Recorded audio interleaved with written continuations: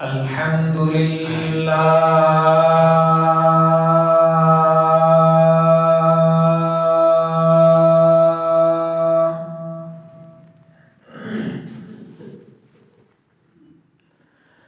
الحمد لله نحمده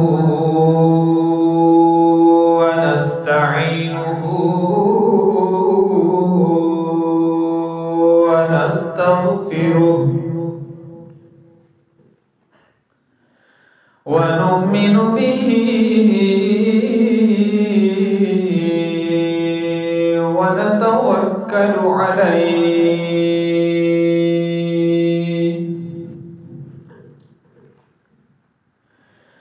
ونعوذ بالله من شرور أنفسنا ومن سيئات أعمالنا من يهده الله فلا مضل له ومن يضلله فلا هادي له ونشهد أن لا إله إلا الله وحده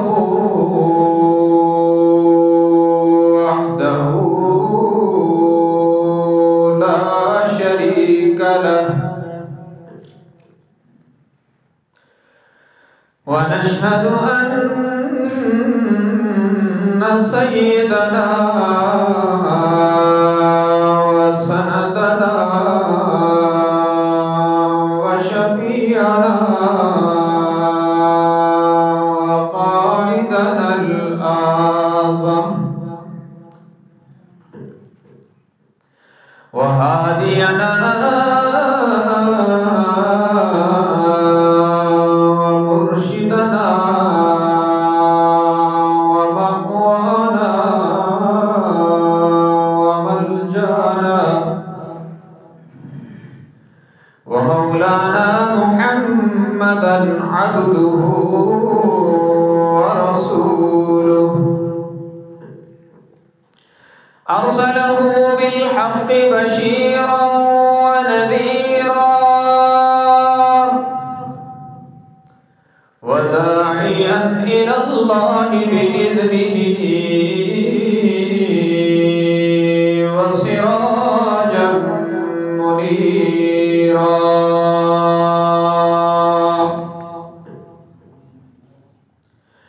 وصلى الله تعالى عليه وعلى آله وأصحابه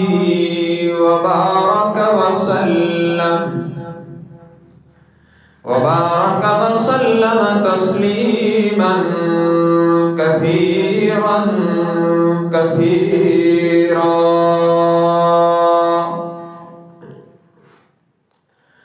أما بعد فأعوذ بالله من الشيطان الرجيم بسم الله الرحمن الرحيم.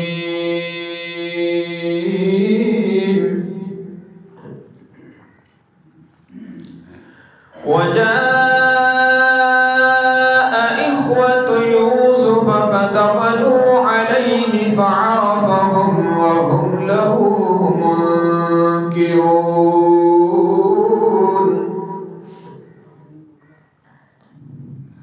ولما جهزهم بجهازهم قال ائتوني بأخ لكم من أبيكم ألا ترون أني أوفي الكيل وأنا خير المنزلين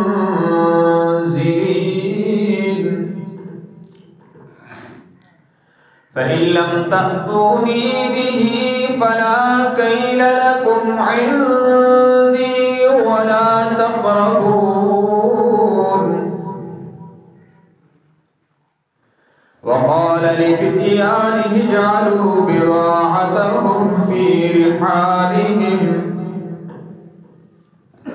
لعلهم يعرفونها إذا انقلبوا إلى أهلهم لعلهم يرجعون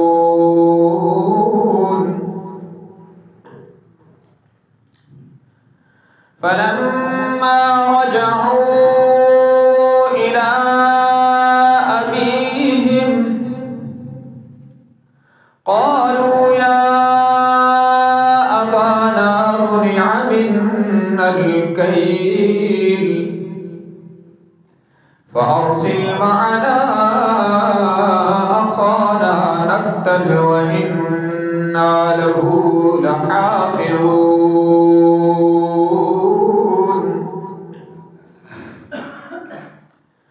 قال هل آمنكم عليه إلا كما أمنتكم على أخيه من قبل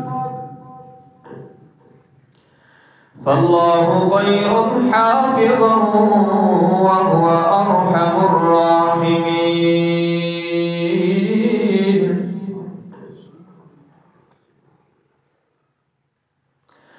ولما فتحوا متاعهم وجدوا بضاعتهم ردت إليهم قالوا يا أبانا ما نبغي هذه بضاعتنا ردت إلينا ونمير أهلنا ونحفظ أخانا ونزداد كيل بعير ذلك كيل يسير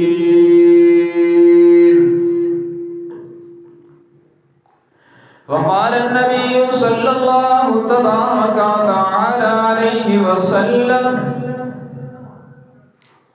العين حق أو كما قال النبي صلى الله تبارك وتعالى عليه وسلم صدق الله وصدق رسوله النبي الأمي الهاشمي الأمين الكريم ونحن على ذلك لمن الشاهدين والشاكرين والحمد لله رب العالمين إن الله وملائكته يصلون على النبي يا أيها الذين آمنوا صلوا عليه وسلموا تسليما اللهم صل على محمد وعلى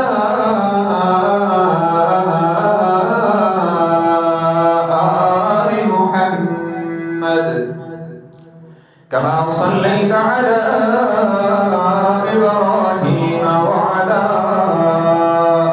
آل إبراهيم إنك حميد مجيد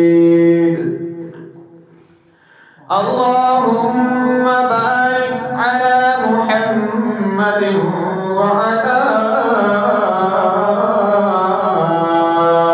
آل محمد كما باركت على إبراهيم وعلى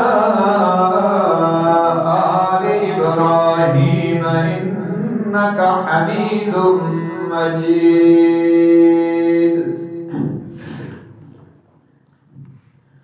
حاضرین گرامی قدر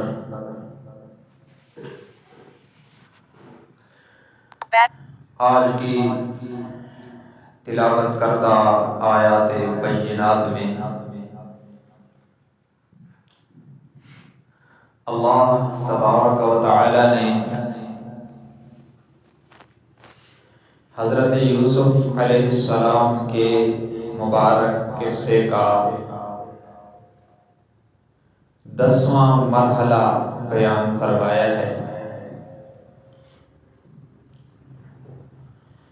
جب اللہ نے اپنی قدرت سے خود انتظام کر کے حضرت یوسف علیہ السلام کو جیل سے نکالا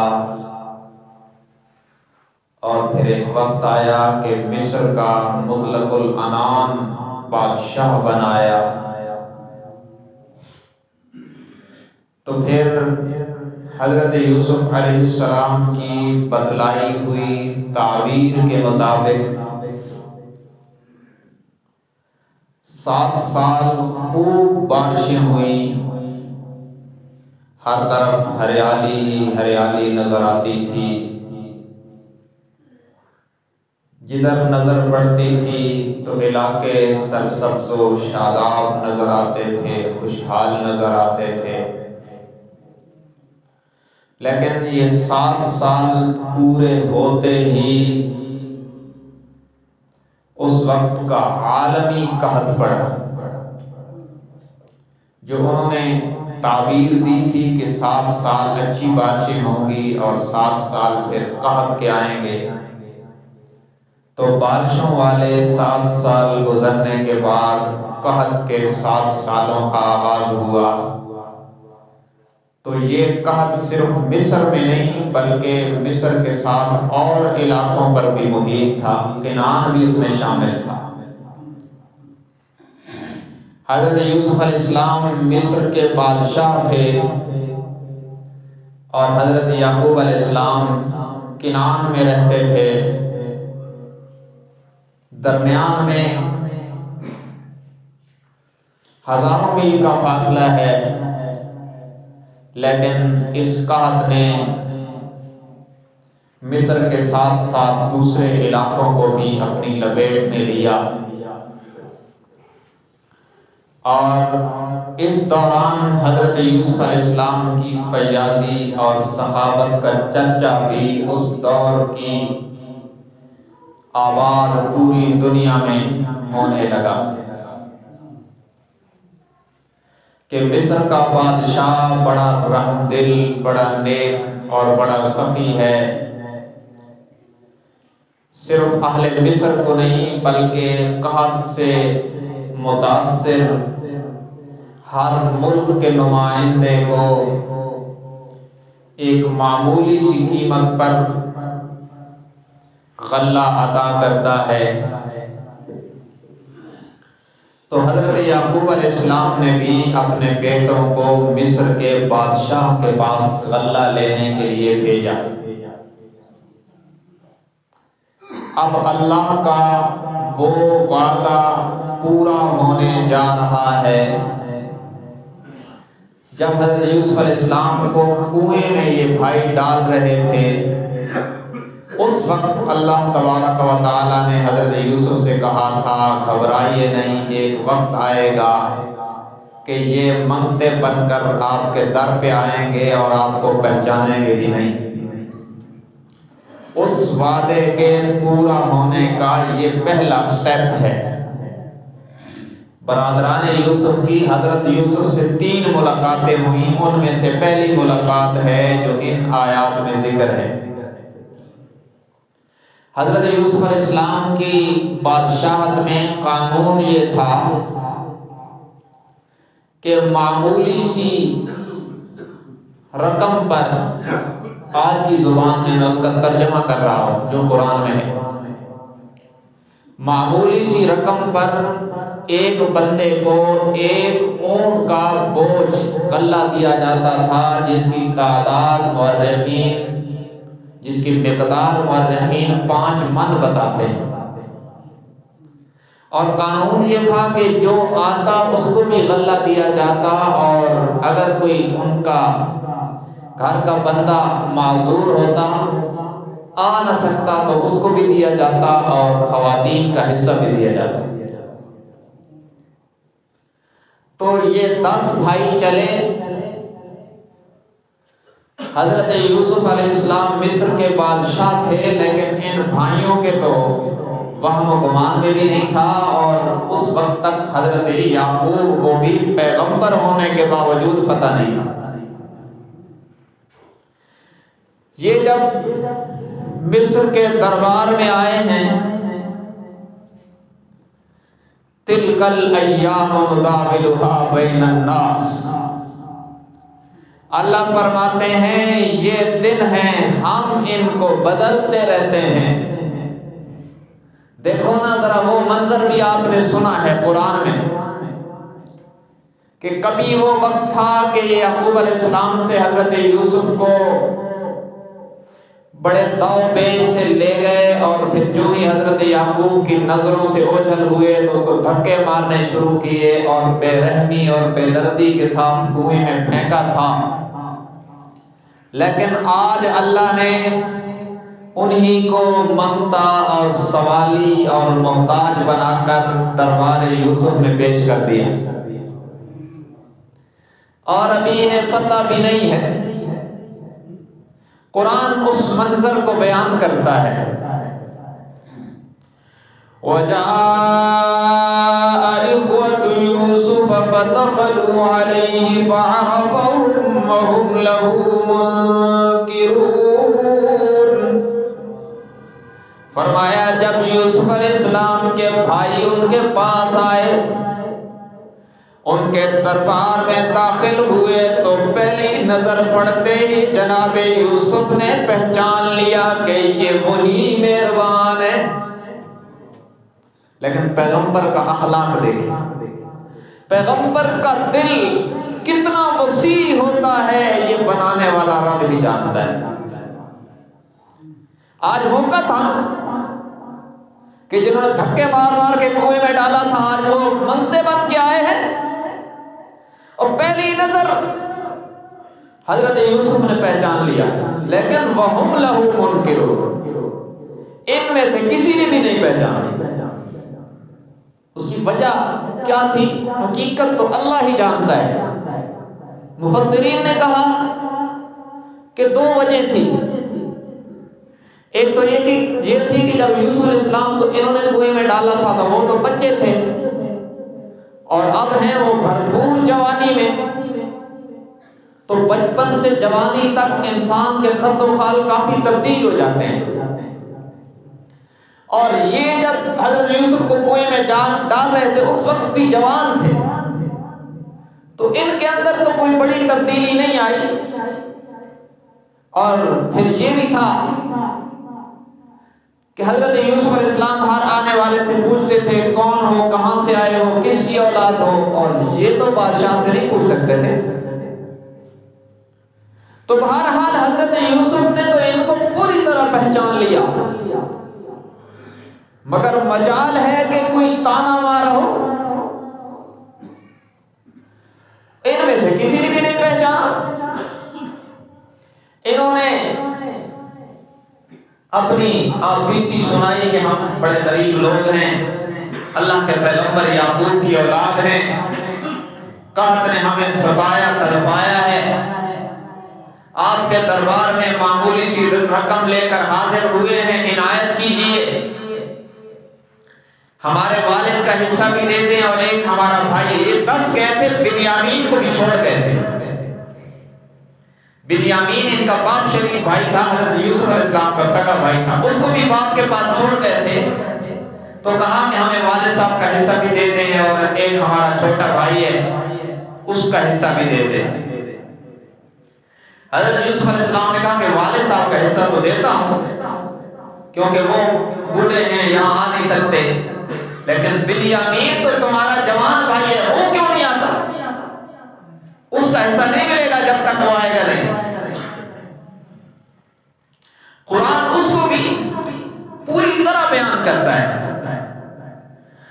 وَلَمَّا جَهَّزَهُم بِجَهَازِهِمْ قَالَ ائْتُونِي بِأَخٍ لَّكُم مِّنْ أَبِيكُمْ أَلَا تَرَوْنَ أَنِّي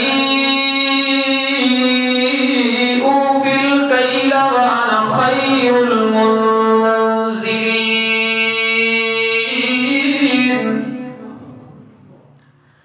جب ان کا سامان، ان کا غلہ تیار ہو گیا تو انہوں نے کہا ہمیں بنیامین کا حصہ بھی ملنا چاہیے نا۔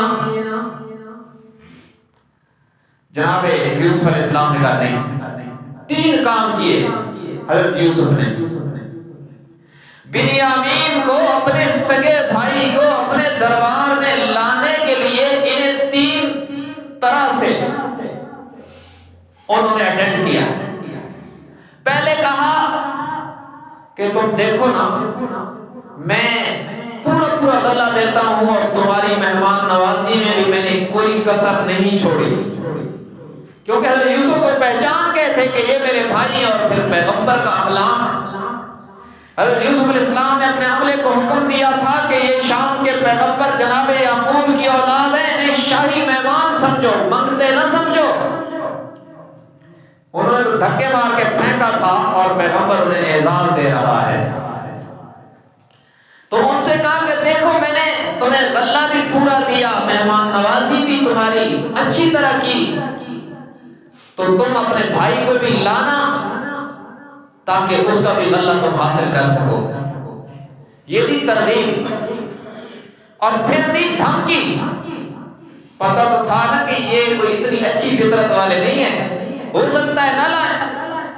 فرمایا فَإِن لَّمْ تَأْتُونِي بِهِ فَلَا كَيْلَ لَكُمْ عِندِي وَلَا تَقْرَبُونِ۔ اگر آئندہ کی ملاقات میں بنیامین کو نہیں لاؤ گے تو پھر میرے قریب بھی نہ آنا، یاد رکھنا تم میں سے بھی کسی کو غلہ نہیں ملے گا۔ ساتھ دھمکی بھی دی کہ ہو سکتا ہے پھر کوئی بہانہ کرتے ہیں تو وہی مہربان قرآن۔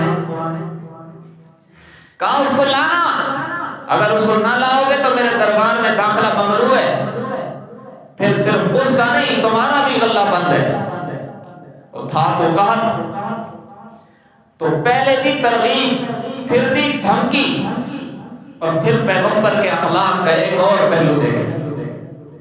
پھر حضرت یوسف کو خیال آیا کہ یہ جو تھوڑی سی رقم لائے ہیں ممکن ہے کہ ان کے پاس ہو ہی یہی، آئندہ غلہ لینے کے لیے جب پیسے نہ ہوں گے تو یہ آئیں گے کیسے؟ اس لیے اپنے کارندوں کو فرمایا کہ ان کی رقم ان کے غلے کی بوریوں میں واپس کر دیا ہے تاکہ ان کو دوبارہ آنے میں کوئی رکاوٹ اور پریشانی نہ ہو۔ کتنا اخلاق ہے اللہ کے نبی کا کہ انہوں نے دھکے مار کے پھینک دیا اور یہ ان کے پیسے بھی واپس کر رہے ہیں کہ ہو سکتا ہے پیسے نہ ہونے کی وجہ سے یہ آ نہ سکیں اور کہیں بھوکے نہ مر جائیں۔ اور پھر یہ بھی کہ حضرت یوسف کو یہ بھی خیال تھا کہ آخر میرے والد بھی تو پریشان ہوں گے ان کی پریشانی کو دیکھ کر، اس لیے ان کی بوریوں کو بند کروایا تو ان کی رقم بھی واپس کر دی۔ وَقَالَ لِفِتْيَانِهِ اجْعَلُوا بِضَاعَتَهُمْ فِي رِحَالِهِمْ لَعَلَّهُمْ يَعْرِفُونَهَا إِذَا انقَلَبُوا إِلَىٰ أَهْلِهِمْ لَعَلَّهُمْ يَرْجِعُونَ۔ فرمایا اپنے عملے کو، ان کی پونجی، ان کی سرمایہ کاری، ان کی رقم، ان کے سامان میں واپس کر دی جائے تاکہ جب یہ اپنے گھر لوٹیں اور اسے دیکھیں تو دوبارہ میرے دربار میں آنا ان کے لیے آسان ہو جائے۔ چنانچہ یہ غلہ لے کر لوٹے اور وہ بات سوار ہے ذہن پہ کہ اگلی دفعہ بنیامین کو لے کے جانا ہے، دیکھو کتنا اچھا بادشاہ ہے اور ہمیں ایک اونٹ کا غلہ ہمیں نہیں ملا، بنیامین کو لے کے جائیں گے۔ اور حضرت یوسف سے بھی وعدہ کیا، قالوا سنراود عنه أباه وإنا لفاعلون۔ کہنے لگے بادشاہ مصر، ہم اپنے والد صاحب کو بہلانے پھسلانے کی کوشش کریں گے اور ہم یہ کام کر کے رہیں گے۔ اپنی فطرت جانتے تو تھے نا کہ ہم نے باپ کو پھسلا کر یوسف کو جدا کر دیا تو ادھر بھی یہ کر لیں گے۔ اور حضرت یوسف علیہ السلام کا دل دیکھیں، یہ سب کچھ سن کے خاموشی اختیار کر لیا۔ کہنے لگے والد صاحب کو کوئی آج کی زبان میں ترجمہ کرو نا اس کا، تو کوئی داؤ پیش کریں گے والد صاحب کے ساتھ اور ہم کر کے رہیں گے یہ کام۔ اور یوسف علیہ السلام نے ساری تقریر ان کی سنی اور ایک جملہ بھی لکھا اس پر کہ بدبختو میرے لیے بھی والد صاحب کو پھسلایا تھا، آپ بھی یہی کہہ رہے ہو؟ نہیں، اللہ کے پیغمبر کے لبوں پر مہر سکوت ہے اور یہ آئے ہیں واپس تو ذہنوں پر روئی سوار ہے۔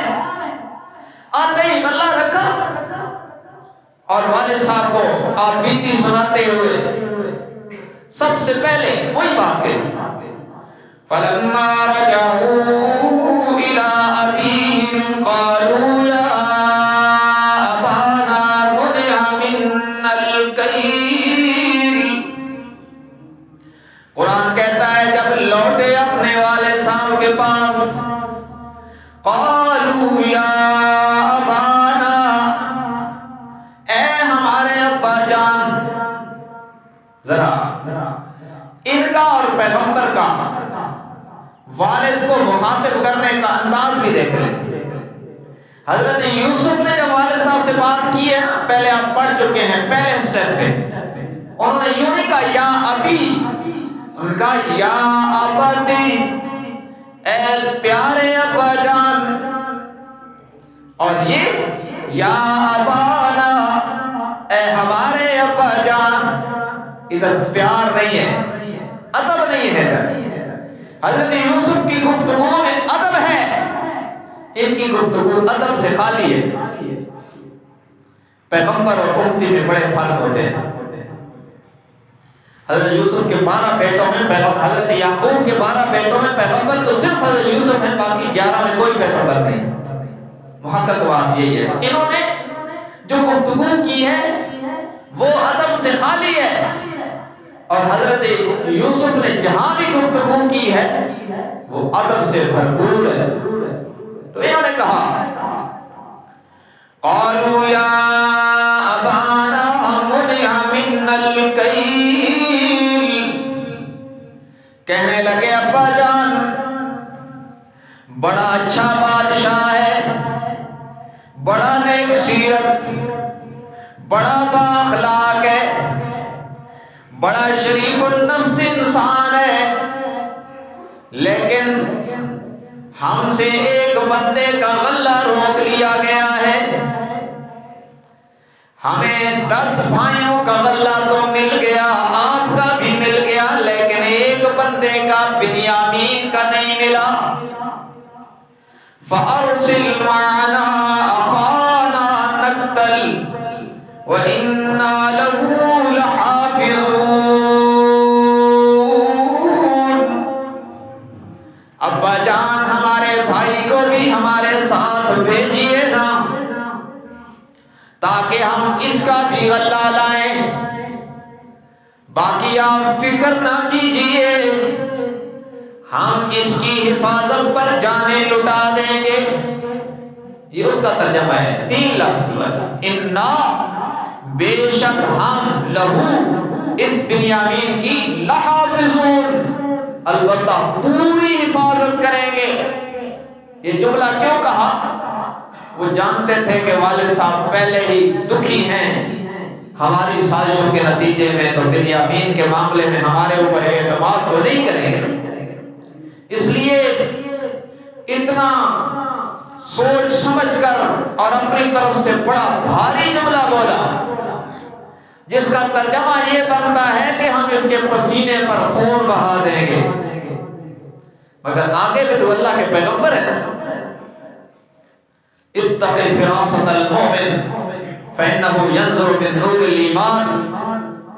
اللہ کے نبی نے عام مومن کے متعلق فرمایا کہ مومن کی فراست سے ڈر، اس لیے کہ وہ نور ایمان سے دیکھتا ہے، اور یہ تو عام مومن کی بات نہیں، اللہ کے نبی کی بات ہے۔ سنتے ہی اتنا وزنی جملہ سنتے ہی حضرت یعقوب نے فوراً فرمایا قال هل آمنكم قال هل امنتكم على اخيه من قبل، کیا میں تم پر ایسے ہی اعتماد کر لوں جیسے ان سے پہلے ان کے بھائی کے بارے میں تمہارے اوپر اعتماد کیا تھا، جیسے یوسف کے بارے میں تم نے میرا اعتماد نبھایا، اس کے بارے میں بھی یوں ہی خطرہ ہے تم سے۔ قال هل آمنكم على أخيه إلا قال هل آمنكم عليه إلا كما أمنتكم على أخيه من قبل، میں تمہارے اوپر ایسا اعتماد کیوں کروں جیسے اس سے پہلے اس کے بھائی کے بارے میں اعتماد کیا پر تم نے نبھایا نہیں۔ مگر ادھر سے منتیں جاری ہیں، ابا جی مہربانی کیجئے نا، ایک بندے کے غلے کی بات ہے، قحط کا دور ہے، شفقت کیجئے نا۔ بالآخر حضرت یعقوب علیہ السلام نے فرمایا تمہارے اوپر تو اعتماد نہیں کیا جا سکتا یوں آسانی سے، لیکن فاللہ خیر حافظا وهو ارحم الراحمین، اگر بنیامین کو تمہارے ساتھ بھیجوں گا تو اللہ کے حوالے کروں گا۔ ادھر یہ گفتگو جاری ہے والد صاحب سے، اور ادھر سامان کھولا۔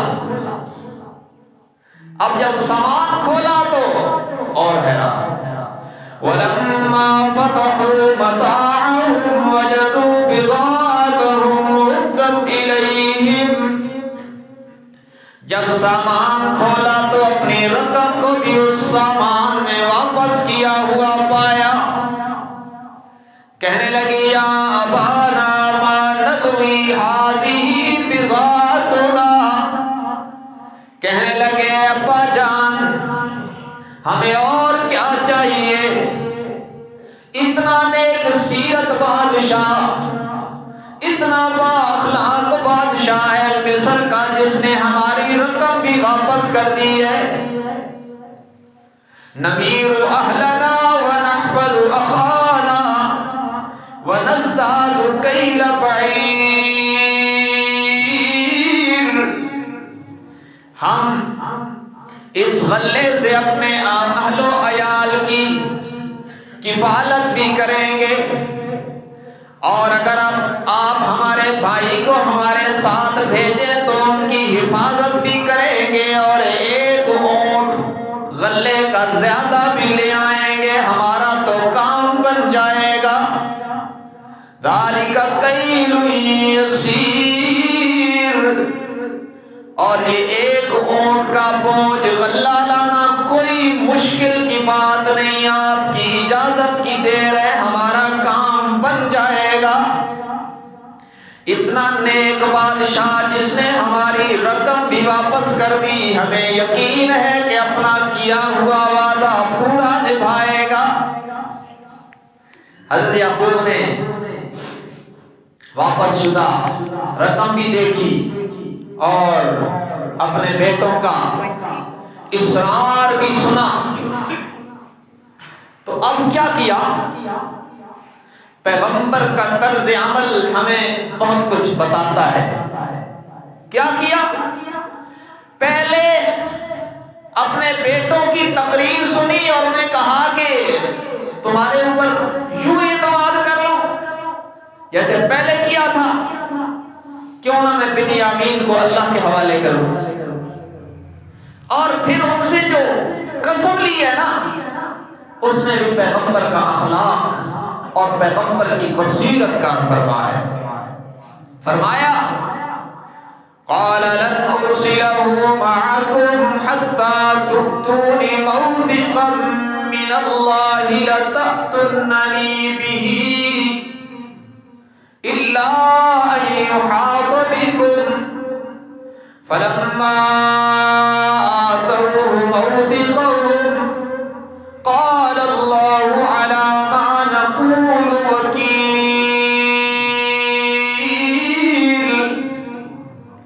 کہنے لگے میرے بیٹو میں بنیامین کو تمہارے ساتھ ہرگز نہیں بھیجوں گا جب تک تم اللہ کی قسم اٹھا کے وعدہ نہ کرو کہ اسے ضرور واپس لاؤ گے. مجھے قسم دے کر یقین دلانا ہوگا کہ بنیامین کو میرے پاس واپس لاؤ گے.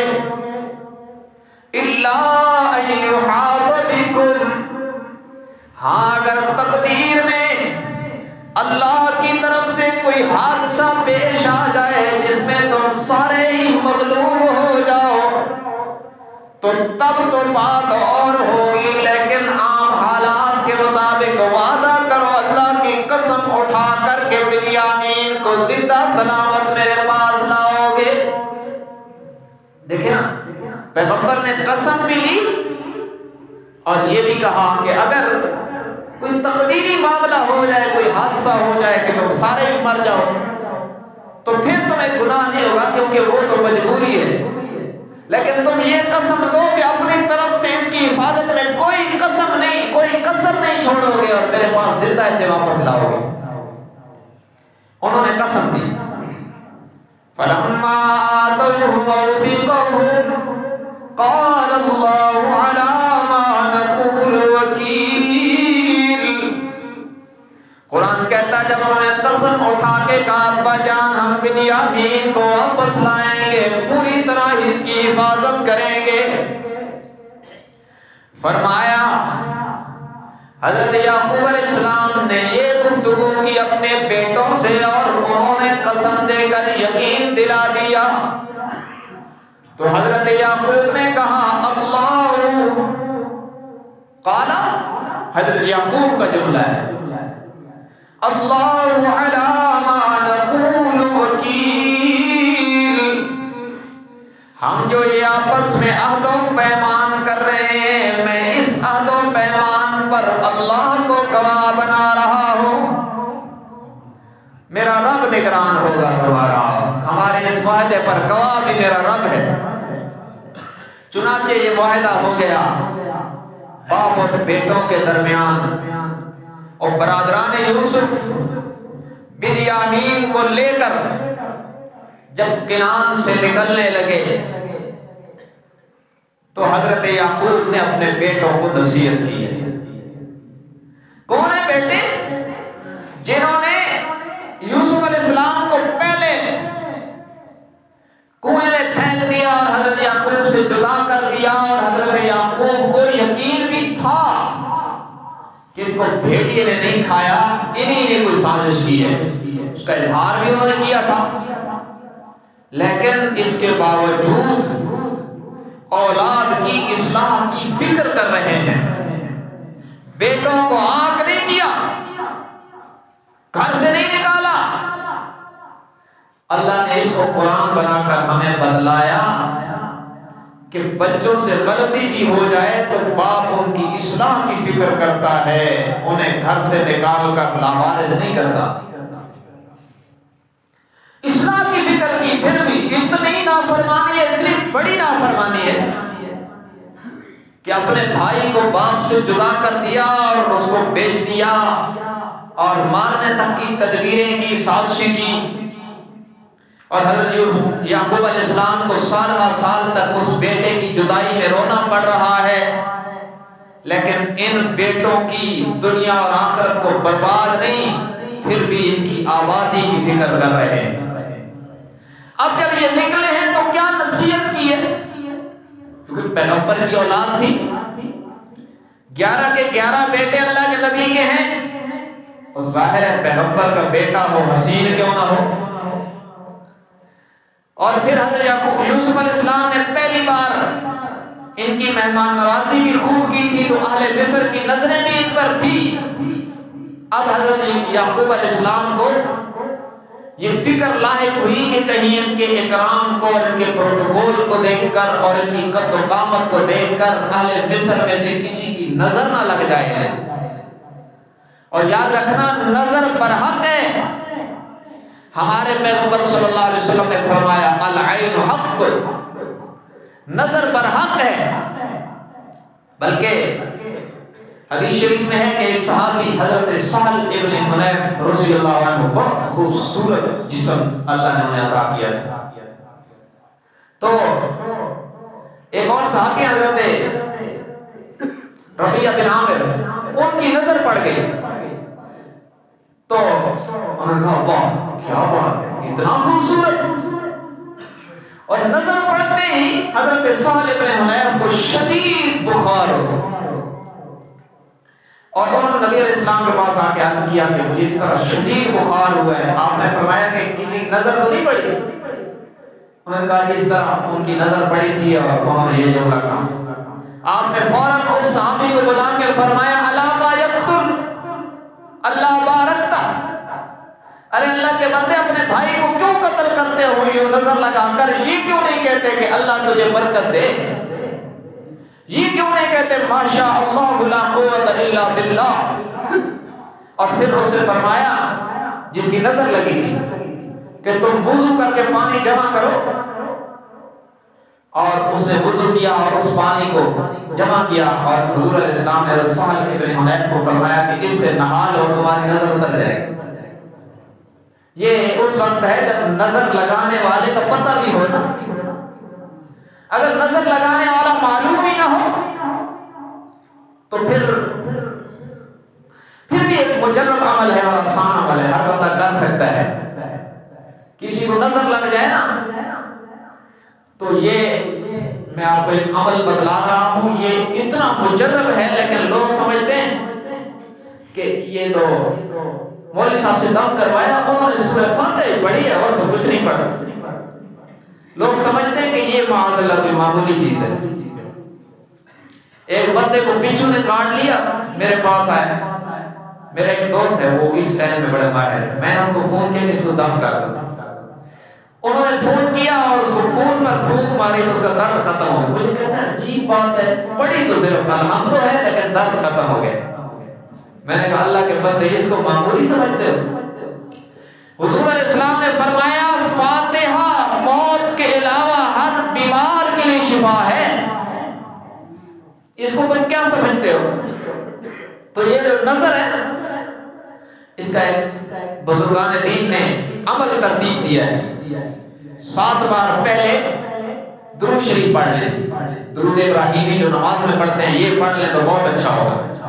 اس کے بعد 7 بار سورہ فاتحہ، 7 بار آیت الکرسی، اور 7 بار آخری 4 قل یا ایھا الکافرون، قل هو اللہ احد، قل اعوذ برب الفلق، قل اعوذ برب الناس، یہ 4 صورتیں 7 بار، اور پھر آخر میں 7 بار درود شریف پڑھ کے جس کو نظر لگے اس کو پھونک مار دیں۔ آپ اس کو 3 دن یہ دم کر دیں انشاءاللہ نظر ہوگی نہیں رہے گی۔ اور یہ آسان ہے، ہر بندے کو یہ چیزیں یاد ہیں، لیکن لوگ کہتے ہیں بس وہ پڑھی تو سورہ فاتحہ ہی ہے، اس کو خفیف سمجھتے ہیں معاذ اللہ۔ اور جو کوئی جنتر منتر پڑھتے لوگ کہتے ہیں پہنچی ہوئی سرکار ہے، حالانکہ اس جنتر منتر میں ہو سکتا ہے کفر موجود ہو، شرک موجود ہو، اور اس کی وجہ سے نحوستیں آئیں۔ یہ قرآن پڑھیں گے اور اللہ کے نبی پر درود پڑھیں گے تو شیطانیت دفع ہو جائے گی، اللہ کی رحمتوں کا نزول ہوگا۔ تو ان اعمال کو ہم زندگی میں لائیں۔ بہرحال نظر برحق ہے، کسی چیز کو دیکھیں اچھی لگے تو فوراً کہیں ماشاء اللہ لا قوت الا باللہ، تو نظر نہیں لگے گی۔ کہیں بارک اللہ، اللہ اس کو برکت دے، تو نظر نہیں لگے گی۔ نظر خوشی سے بھی لگ جاتی ہے، نظر حسد سے بھی لگ جاتی ہے۔ تو اس لیے نبی علیہ السلام نے فرمایا کہ نظر بندے کو قبر میں اتار دیتی ہے اور اونٹ کو ہانڈی میں اتار دیتی ہے۔ سخت چیز ہے. اور ایک روایت میں ہے کہ میری امت کی اکثر موتیں جو تقدیر کے معاملات میں کچھ تو طے ہے نا کہ یہ قتل سے مرے گا، یہ ڈوب کے مرے گا، یہ الگ ہے. اس کے علاوہ فرمایا میری امت کی اکثر موتیں نظر سے ہوگی. تو یہ خطرناک معاملہ ہے. بچوں کو زیادہ اس سے سیو رکھنے کی ضرورت ہوتی ہے. مائیں اپنے بچوں کو یہ معمول بنا کر یہ صورتیں اور یہ چیزیں پڑھ کے پھونکتی رہیں تو وہ نظر سے محفوظ رہیں گے. نبی علیہ السلام حضرات حسن و حسین کو باقاعدہ دم فرماتے تھے حدیث میں، اور جبرائیل علیہ السلام آ کے نبی علیہ السلام کو دم کرتے تھے، وہ بھی حدیث میں. تو ہمیں ان چیزوں سے بچنے کی ضرورت ہے، احتیاط کی بھی ضرورت ہے. خواہ مخواہ اپنا کوئی ترقی اور اس چیز کو شو کرنے کی ضرورت کیا ہے کہ کسی کی نظر ہی نہ لگ جائے. تو بہرحال ماشاء اللہ لا قوت الا باللہ یا بارک اللہ کہہ دیں تو نظر لگنے کا امکان نہیں رہتا. یہ ماشاء اللہ لا قوت الا باللہ کا کلمہ قرآن میں آتا ہے، نظر کا علاج کے طور پر قرآن میں ذکر کیا گیا ہے، اور بارک اللہ یہ حدیث میں آتا ہے. تو دونوں طرف سے اللہ اور اللہ کے رسول کی گارنٹی موجود ہے. تو حضرت یعقوب علیہ السلام نے ان کو نظر سے بچانے کے لیے کہا وقال یا بنی لا تدخلوا من باب واحد وادخلوا من ابواب متفرقہ. فرمایا میرے بیٹو ایک دروازے سے اکٹھے داخل نہ ہونا، علیحدہ علیحدہ دروازوں سے داخل ہونا. یہ تدبیر بتلائی اور پھر فوراً اب دیکھیں نا قرآن کی فصاحت اور قرآن کے سمجھانے پہ قربان جائے. اب کوئی کہہ سکتا تھا کہ جناب حضرت یوسف حضرت یعقوب کو علم تھا نا کہ ایک دروازے سے جائیں گے تو یہ ہوگا اور علیحدہ علیحدہ دروازوں سے جائیں گے تو یہ نہیں ہوگا. انہیں سب کچھ پتا تھا، اس لیے بیٹوں پر آئی ہوئی مصیبت کو ٹال دیا اللہ کے پیغمبر نے. کوئی کہہ سکتا تھا کہ بگڑی بنانے والے ہیں، قرآن نے اس شبہ کو صاف کر دیا. اللہ کے پیغمبر کا اگلا جملہ بھی نقل کر دیا. اللہ کے نبی نے فرمایا تمہیں تدبیر بتلا رہا ہوں، لیکن میرے بیٹوں اپنے عقیدے کی اصلاح کر لینا، تقدیر کے سامنے میں بھی بے بس ہوں. وَمَا أُغْنِي عَنْكُم مِّنَ اللَّهِ مِن شَيْءٍ إِنِ الْحُكْمُ إِلَّا لِلَّهِ عَلَيْهِ تَوَكَّلْتُ وَعَلَيْهِ فَلْيَتَوَكَّلِ الْمُتَوَكِّلُونَ. فرمایا میرے بیٹو میں تمہیں نظر سے بچنے کے لیے تدبیر بتلا رہا ہوں، لیکن اللہ نے اگر کچھ تمہارے معاملے میں فیصلہ کر رکھا ہے تو میں اللہ کے فیصلے کو کچھ بھی نہیں ڈال سکتا. ان الحکم الا للہ، حتمی فیصلہ فقط اللہ کا ہے، اسے کوئی نہیں ڈال سکتا. ہم اسباب کی دنیا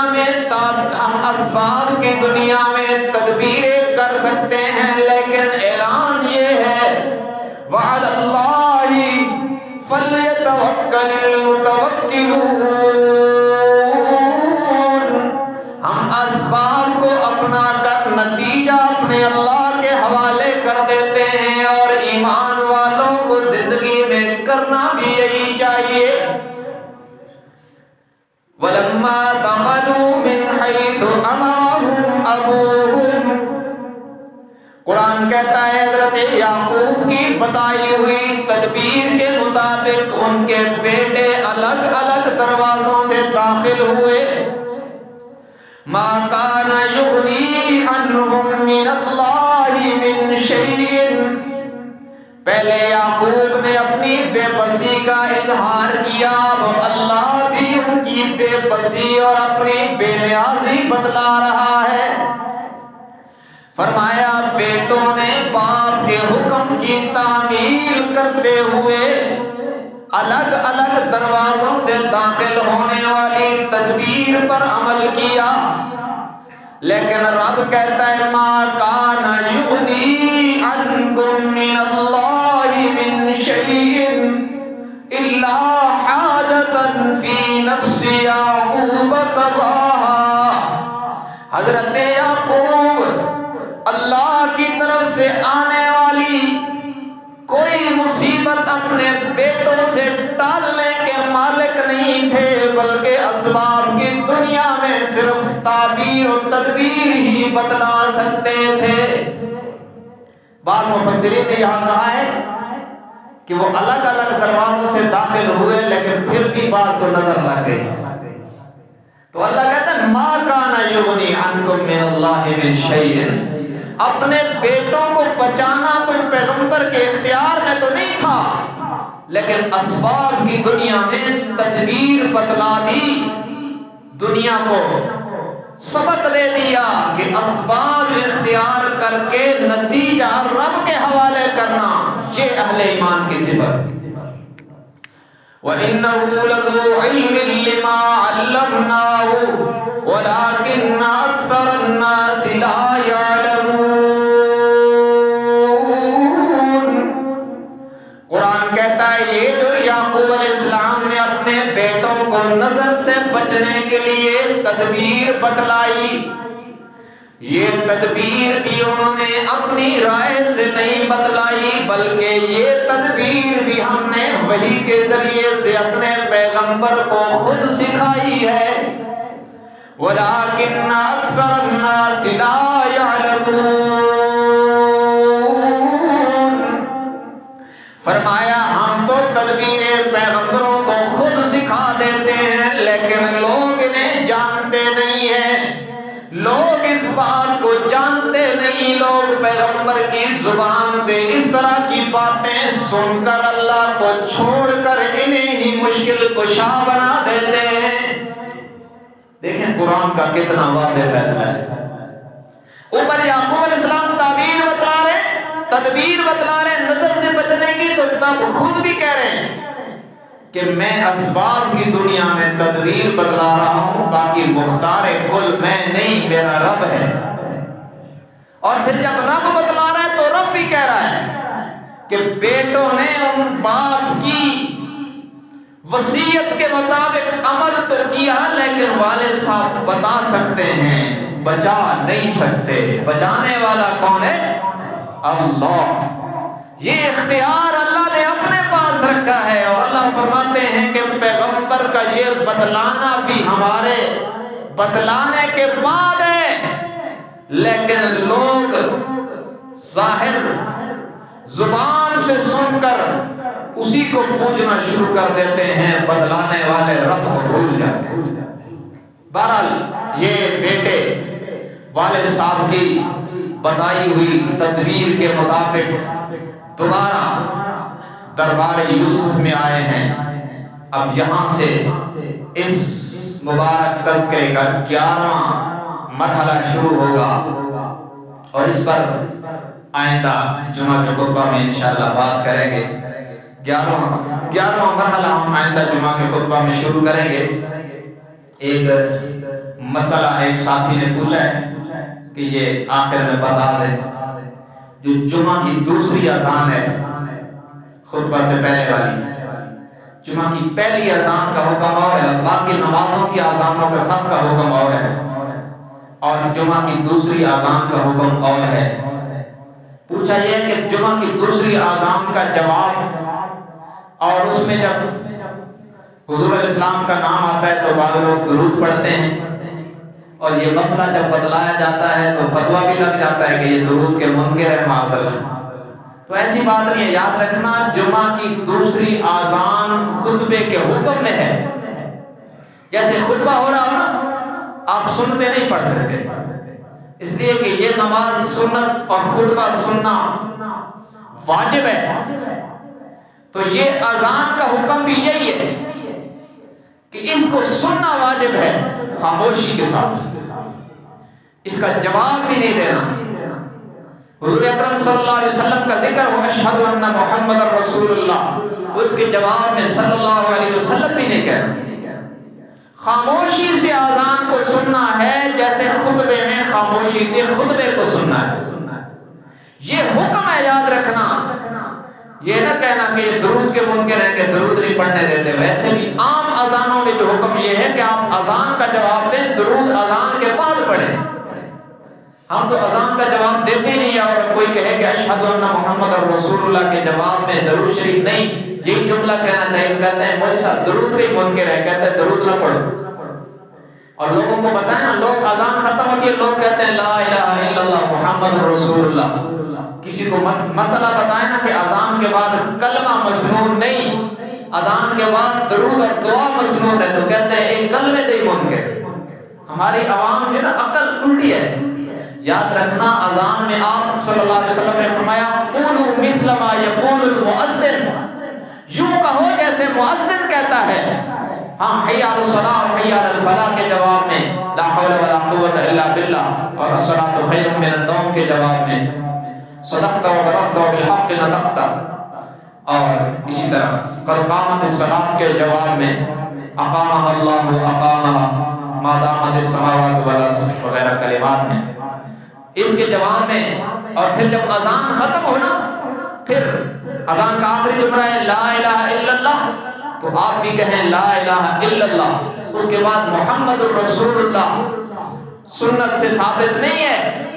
لا الہ الا اللہ کہہ کر درود شریف پڑھیں اور وہ دعا پڑھیں۔ اور میں آپ کو ایک حدیث کی روشنی میں آخری بات بھی بتا دوں، جو شخص اذان کا جواب دے گا اور اذان کے بعد درود پڑھے گا اور وہ دعا پڑھے گا اللہم رب هذه الدعوة التامة کی، تین کام ہے۔ اذان کا جواب دے، اذان کے بعد درود پڑھے اور پھر دعا پڑھے، اس کا خاتمہ ایمان پہ ہوگا۔ کیوں؟ حضور علیہ السلام نے فرمایا کہ جو یہ کرے گا اس کے لیے میری سفارش ہوگی، اور حضور کی سفارش کافر کے لیے تو نہیں ہوگی، وہ تو مسلمان کے لیے ہوگی۔ اس لیے یہ گارنٹی ہے اس شخص کو جو اذان کا جواب بھی دیتا ہے، درود بھی پڑھتا ہے، دعا بھی پڑھتا ہے، اللہ اس کی برکت سے اس کو ایمان کا خاتمہ نصیب فرمائے گا۔ اللہ تبارک و تعالی ہمیں قرآن و سنت کی صحیح سمجھ اور اس پر عمل کی توفیق عطا فرمائے۔ وآخر دعوانا الحمدللہ رب العالمین۔